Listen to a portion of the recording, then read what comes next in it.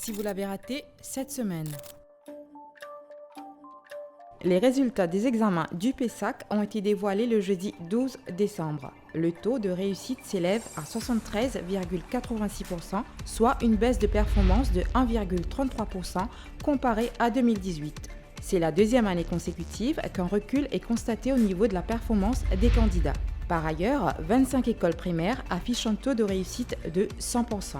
L'exercice d'enregistrement dans les collèges se tiendra le jeudi 12 décembre, alors que les examens de rattrapage auront lieu le vendredi 20 décembre. 2 disparitions en mer ont été signalées au début de cette semaine, l'une à Albion et l'autre à Montagne-Jacot. À Albion, le corps de Cursis Sandanam, 23 ans, a été repêché dans le lagon par les gardes-côtes le lundi 9 décembre. Selon des témoins, le jeune homme s'était retrouvé en difficulté en mer et a péri noyé. À Montagne-Jacot cette fois, les recherches se poursuivent pour retrouver Ibrahim Daoud, 17 ans. Cet habitant de Pointe-aux-Sables aurait été emporté par une vague le dimanche 8 décembre. C'est ce qu'a relaté un de ses amis témoins de la scène. Pour leur part, les autorités ont indiqué que la mer déchaînée complique les recherches. Le Ségatambour des Chagos a été inscrit sur la liste du patrimoine culturel immatériel de l'UNESCO le mercredi 11 décembre.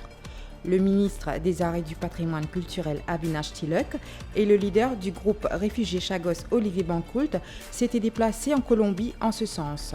Le Ségatambour Chagos rejoint ainsi le Séga typique, le Guidgawai et le Ségatambour de Rodrigue sur la liste de sauvegarde urgente. Satyam Goudour, 45 ans, a été placé en détention le mercredi 11 décembre. Cet habitant de résidence Sainte-Catherine est suspecté d'avoir kidnappé une fillette de 10 ans. Cette dernière, qui habite la même localité, avait été signalée manquante le lundi 9 décembre. Elle a été retrouvée saine et sauve le lendemain au domicile du suspect.